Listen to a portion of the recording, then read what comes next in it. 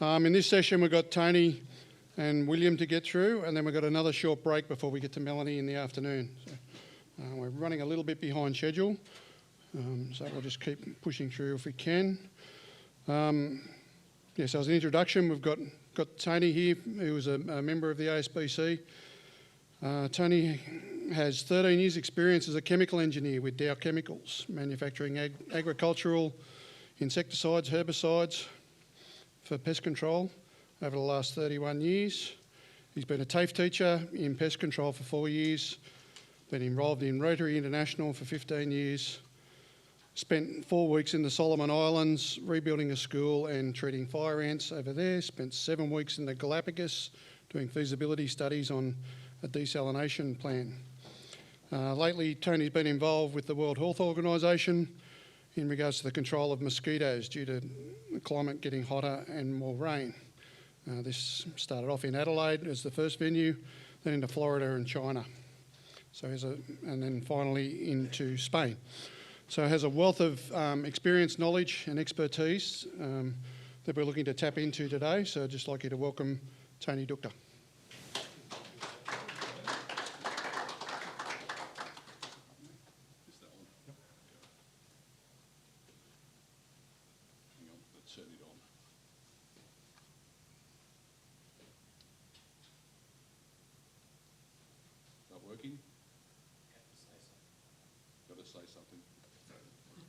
All right, talking about termites, white ants and stuff like that.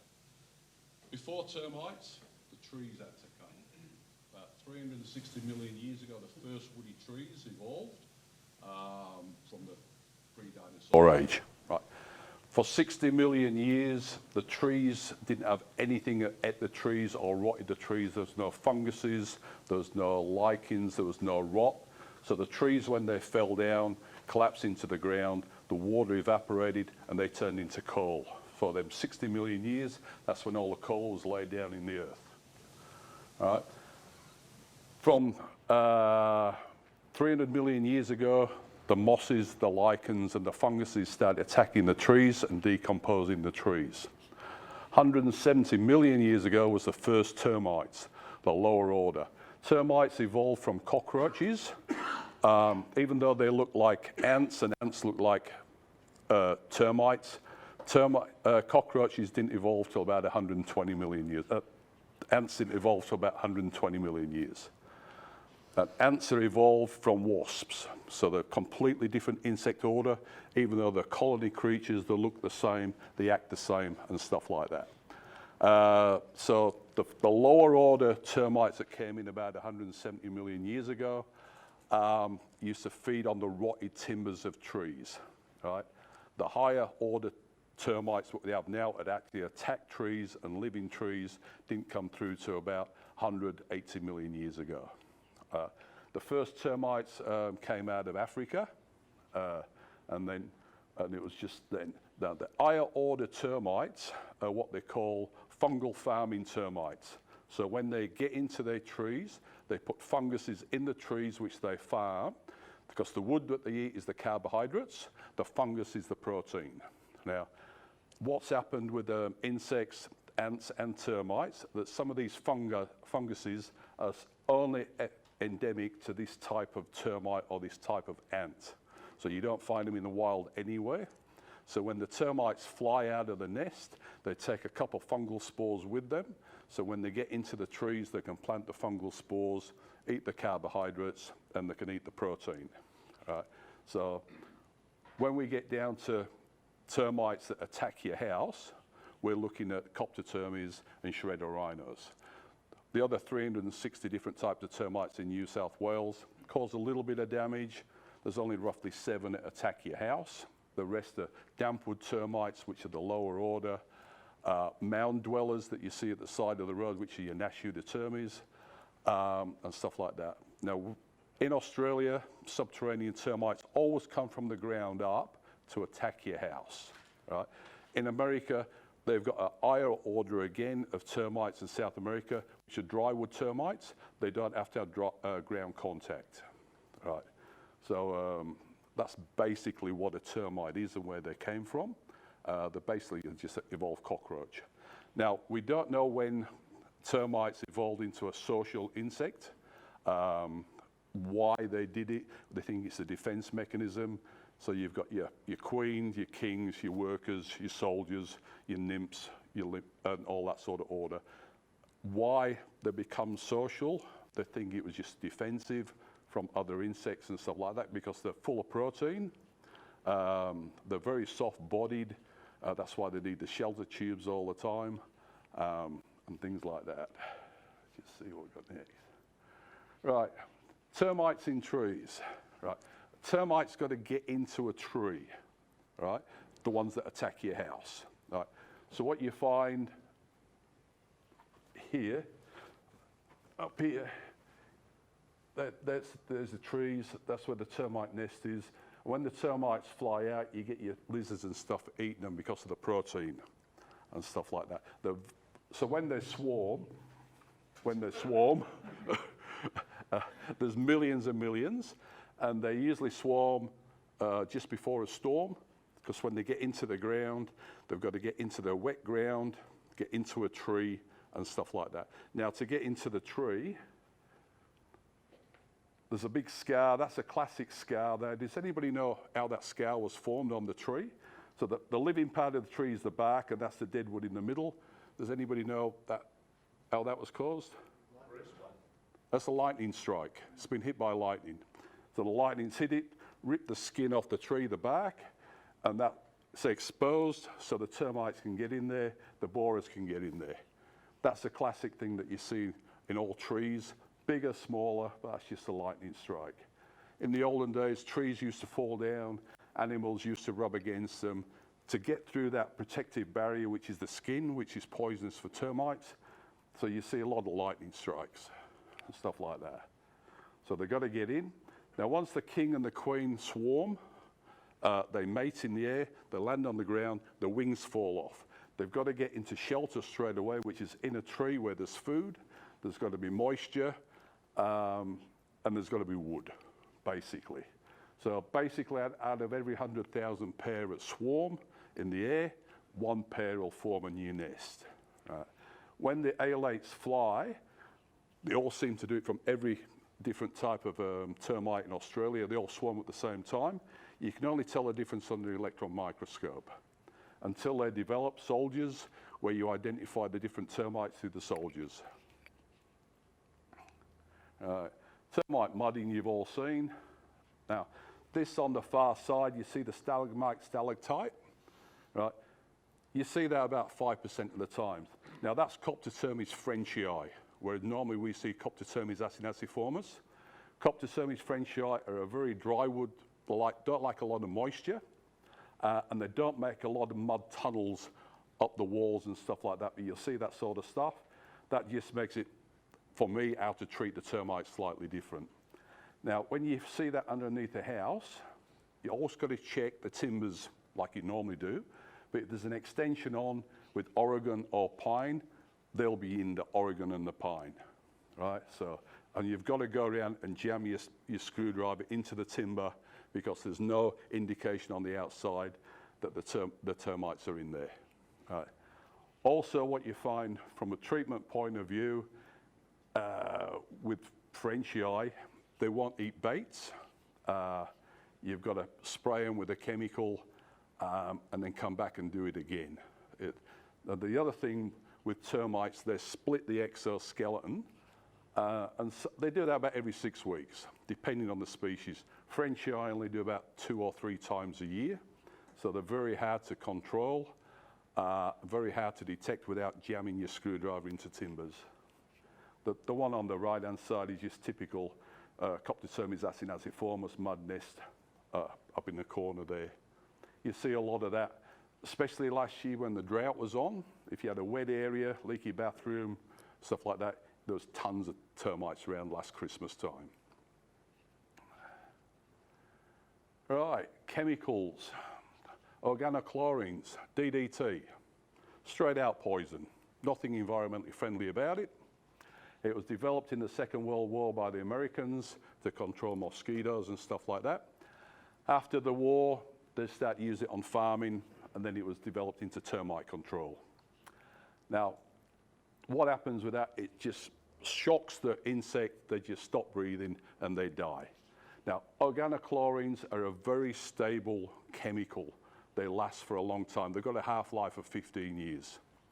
So at full strength, in 15 years' time, it's half strength and down again. Now, what happened with organochlorines? Mentality back 40, 50 years ago, if this bucketful works, 2 bucketfuls has got to work better. So we overused it, right? Then what happened was they started to notice that the organochlorines, the insects, were becoming immune to organochlorines. So the chemical companies upped their strength by twice as much. 2 years later, they noticed that the insects were becoming immune to it again. So some chemical companies upped their strength by 8 times stronger than what it should have been. Now, then they found out organochlorines, when it gets into the environment, the solvents destroy the ozone layer. The insects, the birds and animals eat the insects, and they were developing organochlorines into their fatty tissues. So that chemical was banned. Now, after it was banned, they went back to the original research, and all the research was done on fleas. Fleas have a life cycle of 4 weeks, so they could see when they start to build up resistance. All right? So that's when they started increasing the chemical. Termite queens can live from 25 to 50 years. They never built a resistance. All right? Now, the other thing with organochlorines, they were a cheap chemical from a pest control point of view. Pest controllers going, I'm going to spray your house for cockroaches, and while I'm here, I'll top up your termite treatment, right? Some houses are 1,000 times stronger than what they need to be. There's still organochlorines underneath the house. You crawl through, if you crawl through a subfloor, there's no slugs, no snails, no cobwebs. It's been nuked with organochlorines. Still active. This is why you should wear your gloves, your overalls, your mask, all the safety gear, because it's still active, it's still getting into your fatty tissues. Right. Organophosphates. These were developed in the 60s, and I was part of the original development team with Dow Chemicals with organophosphates. Now, organophosphates are what they call an anticholinesterase inhibitor, right? So what happens is, at your nerve endings, like so that's a nerve ending, that's a nerve ending, you get a signal from your brain to move like that. Then to make the move, the cholinesterase enzyme in your body releases that. This is an anticholinesterase inhibitor. So what happens with the insects, you'd see the cockroaches doing the back spins, legs would fall off, wings would fall off, and stuff like that. Because that's a phosphorus-based chemical, when it broke down, got into the river systems, we got blue-green algae and stuff like that. Idiots like Saddam Hussein could make chemical weapons out of that. We know that. They were capable of making weapons of mass destruction because we sold them all the organochlorine chemicals and the organophosphates. So that was banned, right? Then we went to the synthetic pyrethroids. Synthetic pyrethroids are the man-made version of the natural pyrethrum daisy, right? So, and natural pyrethrums are very expensive to grow, so they're a man-made version, which is synthetic pyrethroids. Now, if you spray that chemical onto an insect, it will die. If you put a barrier down underneath the subfloor, it's a repellent. It doesn't kill them, so termites can't get in, right? But what happens if you haven't done your inspection on your house properly and there's termites in the house, the termites in the house can't get out. They can only feed on the house. Now, if there's enough termites in the house, they can produce like a royal jelly and produce a princess that can start laying eggs.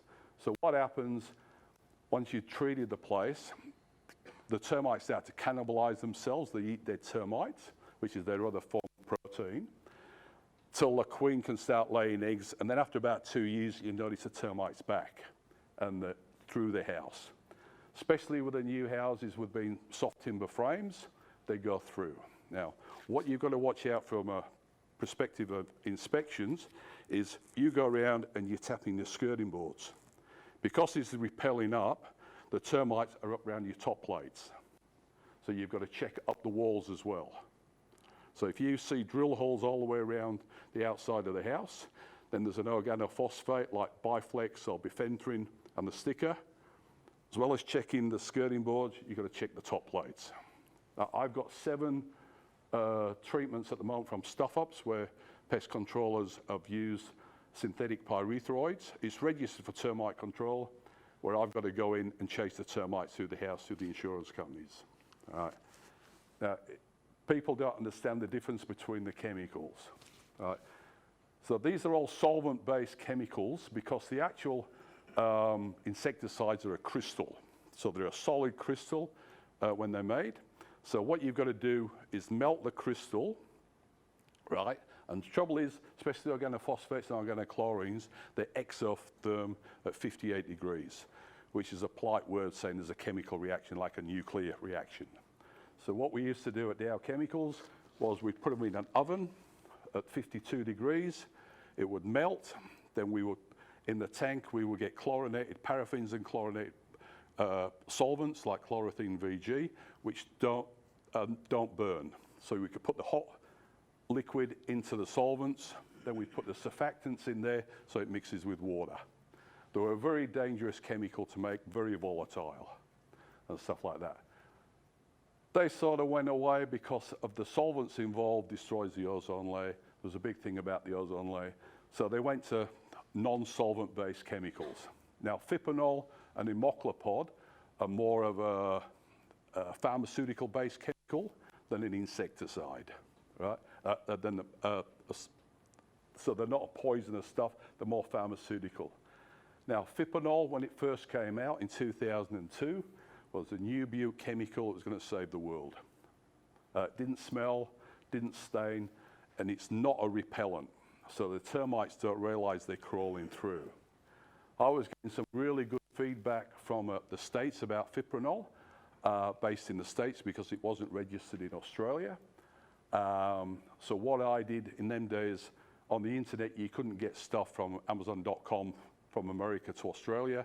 I got cousins in the USA, they would buy it for me, then they would send it over. Because it wasn't a solvent, wasn't a poison, they just got flown over. So I started using fipronil about 2004, even though it wasn't registered in Australia. I got myself a bit of a name as the termite expert that can kill termites no matter what, because I was using that chemical. That wasn't registered in Australia till 2014. Right? Now, if you look at fipronil on the web now, that's the chemical that's killing all the bees off in the world. It was first banned in China in 2009, because what happened with the farmers, they realized it was a good, effective chemical, very stable in the sunlight, so it didn't break down, lasts for a long time. So they started using it in the farms, killing all the insects off, killing all the bees. Now, what happens with fipronil is it gets into your system, they're contaminated, are the insects, and when they split their exoskeleton, that's when they die. Now, with termites, that chemical is a good one because when they die, termites eat other termites, so they take the dead termites back to the nest. There's a 100% guarantee with fipronil to kill termites within 6 weeks throughout the world. When it first came out in America, they were giving 25 years warranty on the chemical. In Australia, we only give 8 years because the chemical companies want you to use more chemical and make more money. All right. The next one down, the imoclopods. Now that is just a man-made version of nicotine. All right. Nicotine is one of the second or third most deadly chemicals to human beings out there. What happens is the insects get a mad nicotine hit and they just go loopy and die. Now, with fiprinols and imoclopods, they're actually used in the collars for fleas and ticks on dogs and cats. Right? The imoclopods are not used on cats because it affects the cats. They go ballistic, they get a nicotine hit, they jump up off buildings and all sorts of stuff. Fipronil, all the chemicals out there now are fipronil based. Right? They're trying to get fipronil banned because of the bees and stuff like that. And what happens, the bees get infected. Now the adult bee that flies around does not do any more molts. That's it. Once it dies after that, it doesn't shed its skin anymore.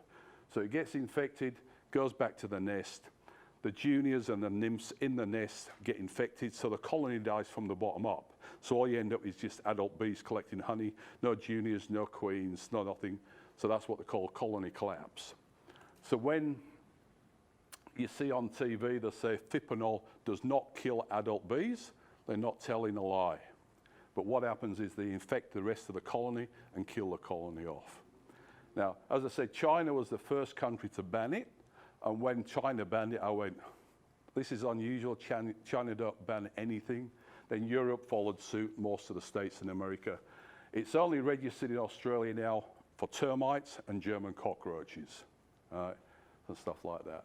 So everything that's coming out now, the new generation chemicals are virtually the son of fipronil or the son of a moclopod.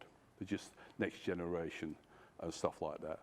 Now, with termite baits, you find your termites in your wall, you put your bait there, the termites eat the bait.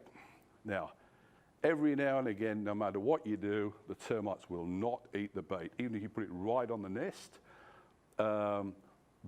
termites die, the other termites eat them, it goes through. It's a different chemical to fipronil and imoclopod. It's an insect growth regulator. They do work, but it takes 6 months to 18 months to kill the nest off. All right?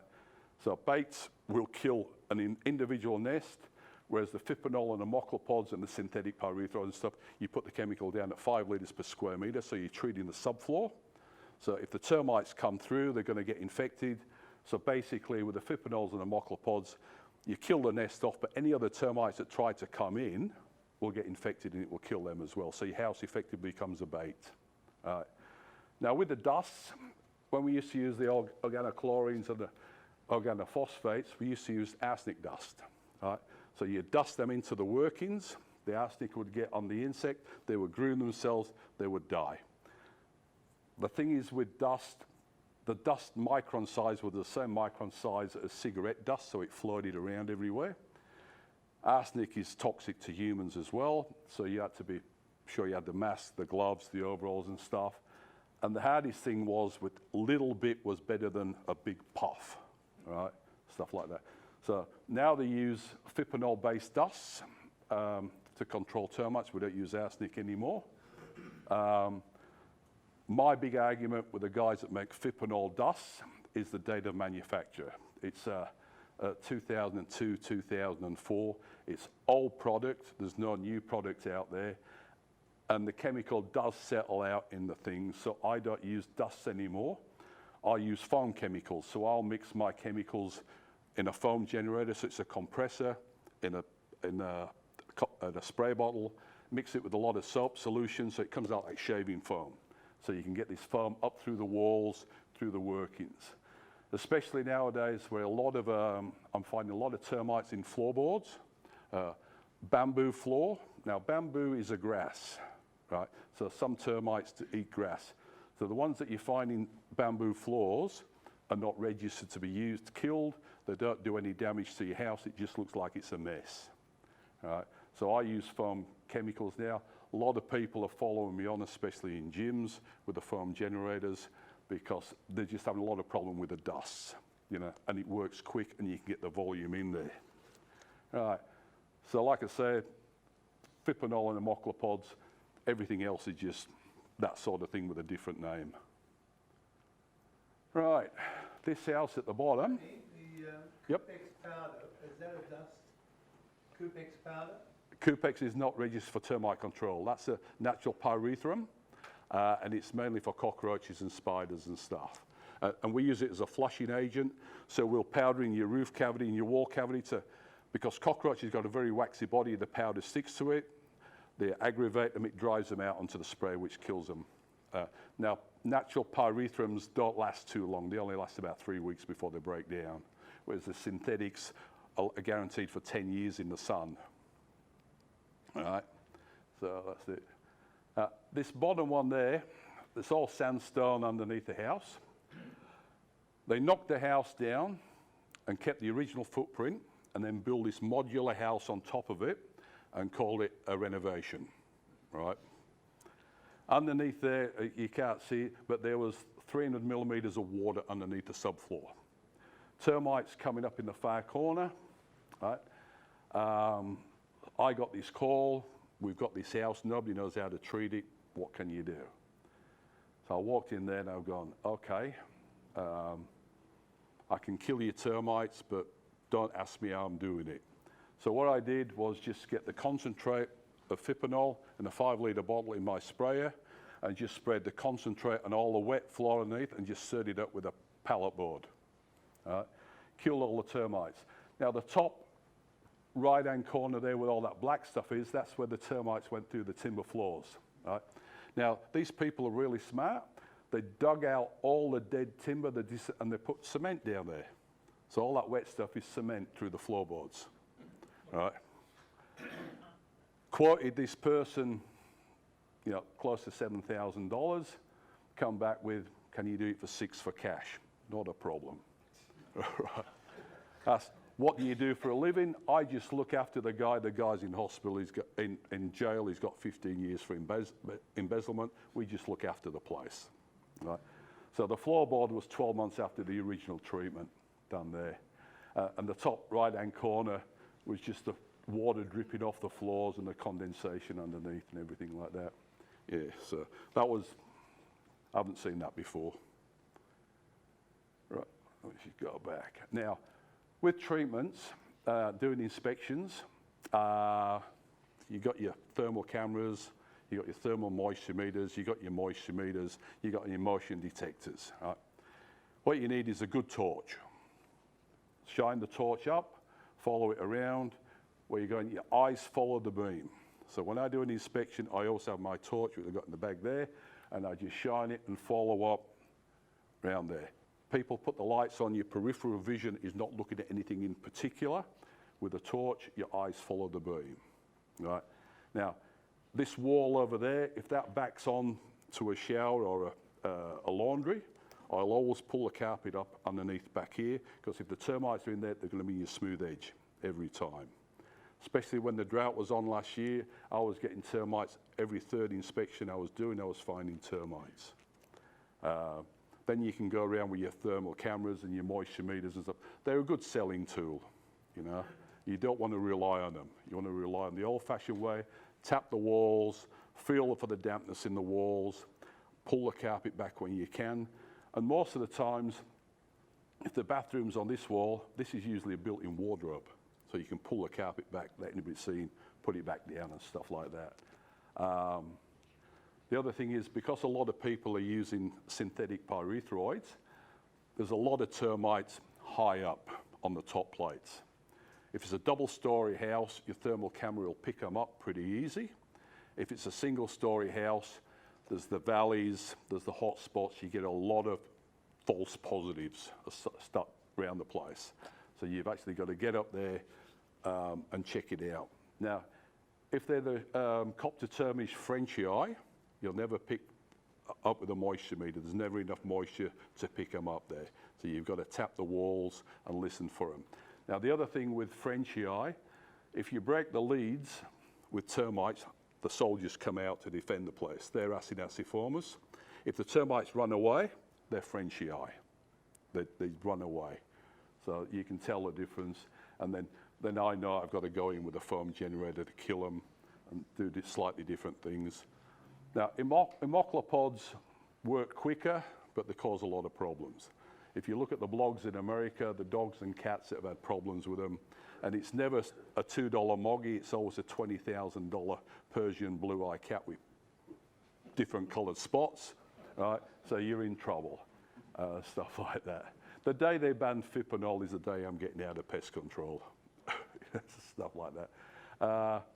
Yeah, so basically, you've got to watch out in your gardens, the trees for scarring, tree stumps. People put pot plants on tree stumps. It's got water on. Every pot plant needs to be picked up and broken up, and 2 out of 3 times you will find termites underneath that tree stump if there's a pot plant there, or if there's a sundial or anything that's on top of it there. It forms a skin. And all you got to do, if it doesn't move, it's stuck for some reason, so you just got to pry it open. Same when you're doing the inspections on walls. If you suspect anything and they've got pictures on the walls, just touch them. If they swing, then there's nothing behind them. If they stick, then there could be a termite mudding behind and stopping the pictures from moving. Little things to check up on. Around the door frames in the corners, just run your hand across the top for dirt. Inside cupboards, up the inside where the gaps are, run your hands up and down for mud and stuff like that. Just basic checking stuff, old-fashioned way. There's a lot of termites, and just ask the history for the people. Like, I did one in Mount Druitt about 2 months ago. A phone call from the real estate. The guy thinks he's found termites. Can you go out there? Knocked on the door. Hello, from Tony from the real estate. Where's the termites? He says, oh, they're in the window there. Oh, okay, yeah. How long have they been there? 4 years. We've been complaining to the real estate for 4 years every time we pay our rent. It's the first time we've seen anybody. Termites right away through the place. Little 3-bedroom shoebox of a house, completely eaten out. Let me go back. That tree there in the bottom corner, that's the one where the nest was in the neighbour's yard. It was affecting their house. What I did in that was, there was no concrete around the outside, so there's no drilling to do. We trenched around the outside, but then I went in the internal wall and made holes with my screwdriver in between every stud, and I filled it through with foam just to kill the termites off. You go back there now, the roof's starting to dip, the wall's starting to bow, one of the windows has fallen out, and now the owner of the house is saying, it wasn't this bad before you came in, but I just killed the termites, all right? Not a problem. So stuff like that. Now, I've got a place at a vineyard. Went to the house, this was 18 months ago. There's termites through the place, right? That's the lady, okay, where's the termites? She said, 8 years ago, they were in that wall there, underneath the stairwell. I went, okay. We got a guy in, drilled all the way around, injected chemical. 2 years later, they're in that wall there. Same guy comes in, knocks the drill holes out, puts more chemicals in. As you can tell, he's using synthetic pyrethroids, so he's repelled them, so he's kept them in the house. 18 months later, they're in that wall. Same guy comes in, and he's charging him every time he's come out there, right? So I've come out, treated it. Then 12 months ago, we found them in the stairwell. So we got a different guy out. The guy's come out and said, all we can do is bait them out. He's put one bait on the wall, stuck it to the wall, charged them $1,400. Now these baits cost me $15 each. Stuck it on the wall. They've never seen him again since. Then I got a call, can you go out and have a look? Yep. I looked in there, she's telling me the story. It's on 2 acres. There's railway sleepers all the way around the place with retaining walls, at least 20 trees, at least 9 tree stumps. Found termites everywhere. Went into the laundry wall where they pull the plug off the wall, there's all mud coming out the wall, so there's live termites. So the termites are getting in, but because the mud's there, they've still got ground contact. Right? So if the chemical was working, they wouldn't have ground contact, they would be making the tunnels out the gyprock off the outside. Right? Went to the other side, which was the bathroom, pulled the handles off the walls and stuff, there's mud through. In the end, we pulled the laundry out. There was a termite nest as big as that board there in the wall. But as you come out of the laundry, there's a little bit of a dip. I pull the carpet back and there's an expansion strip going all the way through the house. Had never been drilled. So I treated that place. She's quite happy, but she's had termites for 9 years. So you can imagine what sort of damage is to her place. She's not real happy at the moment. And the original 2 guys that they've had in, no longer in existence and stuff like that. I've got another job going at Quakers Hill at the moment. Guy's gone in with chemical. Now the sticker in the meter box says fipronil, right, which is non-repellent insecticide. These termites are all around the top plates. So he's used a synthetic pyrethroid chemical, the repellent, but wrote on the sticker fipronil. So he's charged them for fipronil chemical, but used the cheaper stuff. I've pulled 3 termite nests out. They're the size of footballs out of their house, and I think there's another 2 in there. So as the top plates have gone, so as the termites have gone, the roof's starting to come in and stuff like that. Tony, can I Yep. stop you for a second? You know that you say that the nest, is that equivalent like the size of football? Does that mean there's a queen in each football? Well, these are Schroeder-rhinos, so they have lots of princesses. They can have up to 30 nests connect to each other but not related to each other, and they're the size of footballs. You know, so there could be up to 30 Shredderine or termites nests in a house, right? So if you dust one, you might not get them all because they might not all connect. It's like the roads and the freeways don't connect to them all. Very difficult to treat, but you don't see them that often. You know, when you do, you know you're going to go back, you're going to go back, you're going to go back. And that's another thing. When I used to be the TAFE teacher, it was a 4-year TAFE course to be a pest controller. You can still do the 4-day course and be fully qualified at the moment. So there's a lot of people out there are fully qualified, don't have any experience and stuff like that. So, and part of the thing when we did the course years ago was entomology, how to identify termites, how to identify insects, what's the different type of termites. Basically, there's only 7 types of termites that attack your house. So you only need to know how to identify them 7. The rest, don't worry about, right? So, and stuff like that. And basically, it's just coptos and shredders, the rest of them. The dampwood termites, if you've got a really wet bathroom, they'll come in and they'll skim over the wet areas. The mound dwellers will come in and skim over the hardwood. And the mound dwellers and the tree dwellers don't go into softwood timbers. So the Nashuta and they tend to skim. So when you see them, there's a lot of mud on a lot of timbers, but it's just on the outside. And these are the ones that you find in fence palings all the time and stuff like that. With termites, nowadays, there's lots of U-Butte techniques that don't work, you know. A lot of people are selling baiting systems out there. So they'll put a bait in the ground and there's a 2-meter gap. Now, these are not attractants. So if the termites come into your house, they're not going to go, oh, I'm going to divert into that bait system. The original idea of a bait system was you have a bait in the ground, and then you were going to put timber wings, so when they did hit the timber, you would divert them into the bait system. In Sydney, because it's clay, impossible to do. So it never really happened. So people get a false sense of security with baiting systems. Costs you about $4,500 to put the system in. It's $400 for every 4 months to inspect, and they'll sign you up for a 5-year deal. So they'll come and inspect the baits. If there's termites in there, they'll mix a matrix, put it in, the termites eat it, and go back to the nest. That's the theory. With the bait boxes, they're just a bit of plastic with wood in there. If they get too wet, the termites won't go in. If ants are in there, termites not going to go in. If slugs are in there, termites not going to go in.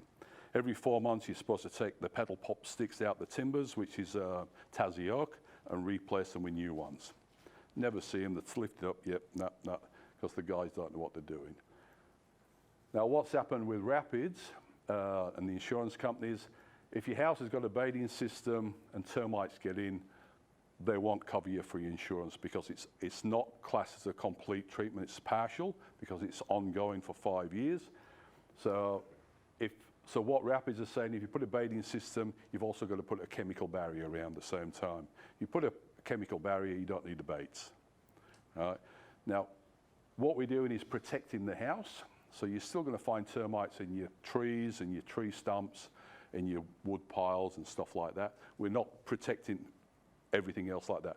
And it's also pest control. It's not pest eradication, pest management. So we control the termites. We can control them getting into your house and stuff like that. Yep. Tony, just wanted to get your thoughts on Granite and Bullshit. as permanent a solution as they're selling it to be? No, granted, they just go around it. As if the ground levels are kept low around the perimeter of the house and no decks are built up, is it 25 years effective? The granite guard? Yeah. The granite guard, it deters and impedes. It doesn't stop. There's no chemicals. There's no chemical. It's just sharp edges. So theoretically, if they go through, they'll cut themselves and they'll die. They just go around it. They're not stupid. 1 or 2 might die, so they go around it. It's the same with ant caps on your house. They don't stop termites. They come up the brickwork and then they make mud tunnels and go around it. Makes my job easier. Granite guard is basically the same thing as an ant cap. You have to drive it outside, Yeah. but not really. Yeah, so you can see the tunnel. The tunnel, it makes it visible. That's what it's there for. That's Right. the main. Yeah, but like with all these companies that say, I'll give you a 25 warranty out of it, none of them have ever been sued successfully because, say, it hasn't been applied properly, it's not the right thickness or whatever it is, they'll find an excuse. It's the same with fipronil. They give 25-year warranty, 100% guarantee, but the chemical works, right? So, but like I say, in America, they give 25-year guarantee, but nobody will tell you how long this chemical will work for, you know? And it doesn't break down, it's not solvent-based or anything like that, so it keeps going and stuff like that. Yeah, so the chemicals out there, everything's always a double-edged sword. There's nothing that's just one thing, environmentally friendly, or the lizard there is the most environmentally friendly thing out there. He's going to eat all the termites. Yeah. So you should encourage things like that into your garden and stuff like that. Yeah, so, yeah, any question? Yep. Just back to your baits, because we stopped you with questions while you were talking about the baits. Yeah. I mean, the monitoring systems. The monitoring systems. So you were saying that they can go in between them. Yeah. They go straight to your house. Okay. A lot of the companies are giving insurance like Timber Shore. Yep. Say if they do get past them, they'll pay out. Yep. Yep. So the bait system, as long as the chemical barrier's been applied as well. But if you get a house, like we're from Newcastle, and Yep. a lot of the houses up there are built like 100 mil off the ground. Yeah. So they can't get under them to do a subfloor chemical treatment. So what do you suggest in that situation? Well, you've got to drill through the timber floor and inject chemical all the way around. You've got to get down at 5 litres per square metre, at least.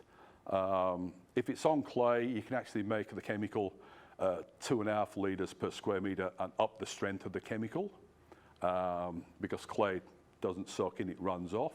And a lot of times I go in, if it's a clay area like St. Clair, I'll go in the day before and just with soapy water, put 1,000 litres of soapy water underneath the house, go back 2 or 3 days later and spray with the chemical so it soaks down, because you've got your horizontal barrier, but you want your vertical barrier as well. You're supposed to trench around all your piers and stuff. Out at St. Clair, it's like concrete, you can't do it, you just break your shoulder. You know, so you've got to be smart, use other things to get the chemical down there and stuff like that. But what you find in very clay areas like St. Clair, there's not a lot of termites. If you get the loamy areas like Nepean River and Lane Cove, because it's easier to go through the ground, there's more termites. Now what you find up the mountains, the termite nests, because the ground is so cold, they'll be concentrated in 1 or 2 places, whereas down on the escarpment where we are, termites will go in 360 degrees into trees, stumps, houses, the whole lot, and stuff like that. So you get lots of bits of damage. They like the sandy areas too, don't they? Well, it's easier to tunnel through. Yeah, but sandy areas is easy to put your chemical down because you know it's going to stick. Right? With the old organochlorines and the organophosphates, because they're solvent-based chemicals and the actual active ingredient is a crystal, so you malt the crystal, when you spray it, the solvents evaporate, the crystals stick to the dirt. So that stays there not unless you remove the dirt. So when you're crawling underneath the house and there's a lot of dust, you're breathing in the dust and you're breathing in the chemicals. This is why you should wear your mask and stuff underneath your house. Just go around it. Now the idea of Termimesh was marine grade Termimesh so it didn't rot. They got a lot of cheap stuff coming from China which was sort of stainless steel, but the lime in the cement rotted it out and just burnt it out. Right. So Termimesh was a good idea. Originally they were going to do the whole slab, but it was too expensive, so they just went round the edges and stuff like that. They just go around it. And it's the same with your collars on your pipes through the concrete. If the concrete's not thick enough or it's cracked, they can just go around it and come in. Because it's in the concrete, you just don't know where it is. And stuff like. The theory on these Termimesh and granite guards and stuff is really good. Practical, no. You know, and when in doubt, flood them out. You need chemical. But Tony, these days with the amount of house and construction that's getting done, Oh yeah. you know, it's all either cordon or home guard or, Yeah. or Termimesh or products like Yeah. granite guard, physical barriers. Yeah. Yeah, they've got to be reasonable, you would think. The problem with pest control is we work with the chemicals, but we're not part of the chemical industry. We work with builders, but we're not part of the building industry. Right? So putting your cordons down, your plastic membrane sheets is impregnated with chemicals.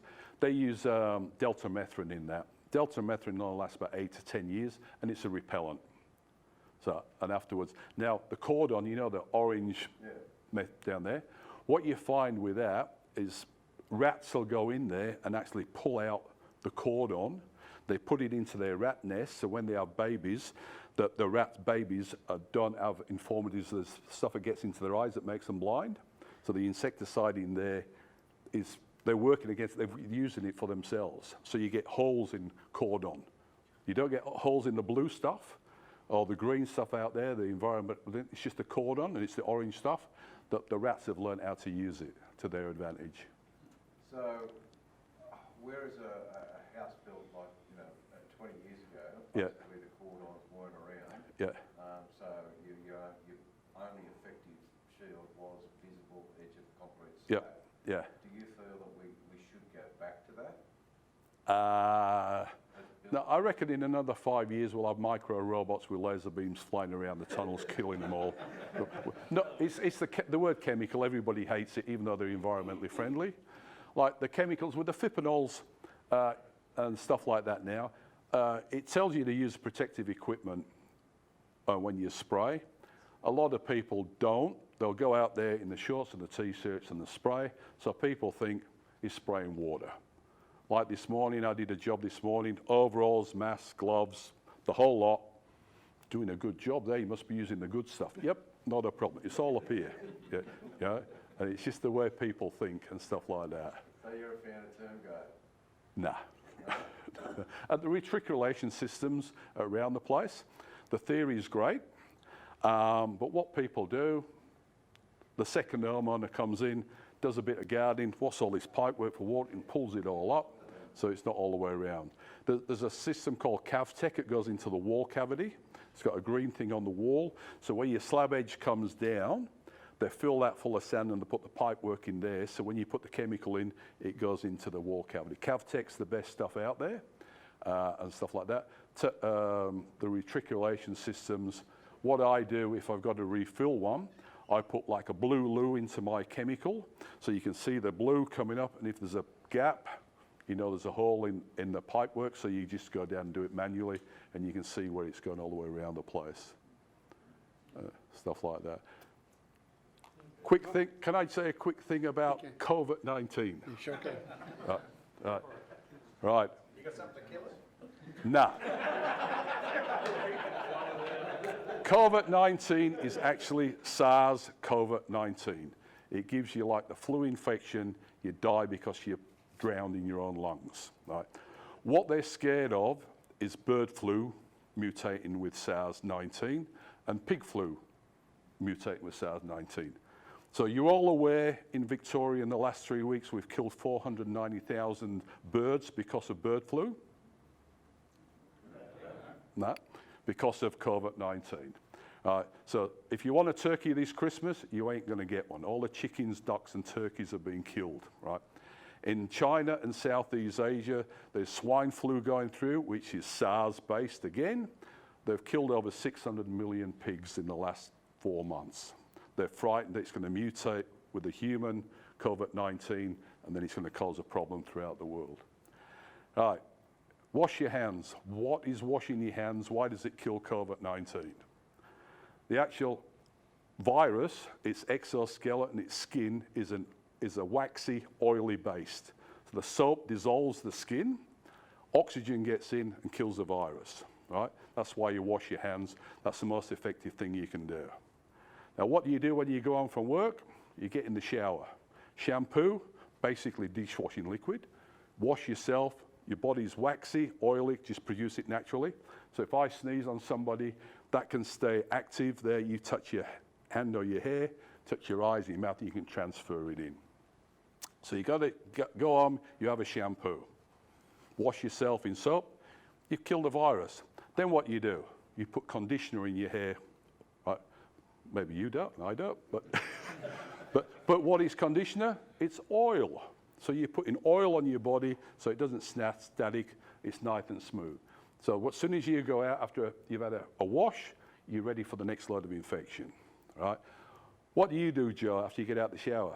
Moisturize, which is oil-based. So you're protecting yourself with oil and stuff like that, right? So you've got to watch how you wash yourself, and it's not just your hands, it's your whole body. Then what do you do with your clothes?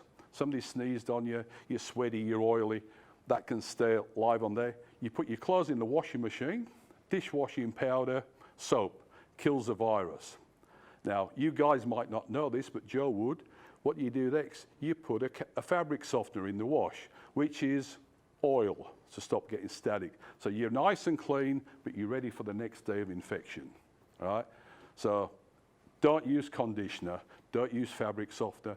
Summer's coming up, suntan lotion, anything oily, stay away from. And also, the studies are coming out of China now that the virus can go into like suspended animation in cold climates. It can freeze. So this is why abattoirs, wet markets, fish places, processing places, they send the fish overseas or the meat, then it defrosts, then you touch it, touch your hair, touch your eyes, and you transfer it. This is how they think it got back into New Zealand from Victoria. China just put a report out last week through the World Health Organization, and because of the work I do with other stuff, I'm sort of getting all this stuff before it gets into the news. Right? Oily, greasy things, stay away from. Right? It can last for up to 24 minutes at 30 degrees. In cold, I think it goes in suspended animation until it's thawed out, which could be whenever. Right? We just don't know. Now, the thing is that's what we know about the virus. We come about these vaccines that are coming out, right? They're untested, they're not proven. According to the World Health Organizations, 100,000 people have got to be injected and one person has a reaction to it, and that is safe, right? There's 26 million people in Australia, so if everybody gets injected with a new vaccine, 260 people are going to have a reaction. It could be the cold, could have sore eyes, your left leg falls off, we don't know, right? Now, in Russia, their vaccine that they're using out there, they're getting reactions less than 8,000 people, and they're calling that safe, right? So we don't know what the reactions are going to be and stuff like that. Now, this is in the future. Safe vaccine will happen, but not tomorrow. They're rushing it through too quick. There's too much money involved. So what they're looking at now is the World Health Organization, us older people. You remember at school when we used to have a TB jab? You remember TB? They'd come round 2 weeks before, they'd put a mark on your arm and see if you got a reaction. If you didn't have a reaction, you got the TB jab, right? If you had a reaction, you didn't get the TB jab. Now they're talking about going back to that. It's very expensive because it's got to be monitored, it's got to be regulated, and you've got to go back twice. So what people are looking for is the magic bullet. One injection kills all. And what we've found so far, people that had coronavirus, 6 weeks afterwards, you've got no antibodies left in your body. So an injection might not work. You might have to have a tablet or something every 6 weeks, 2 months. Yeah. Oily, greasy, liquid, stay away from. Don't moisturize. Thanks very much, Tony. Don't shake hands. I don't. There's your certificate. Oh, thank you. In your bottle. Yeah, that's Just it. get a Was photo that of Joe. helpful or good or what? Yeah. I could waffle on all day.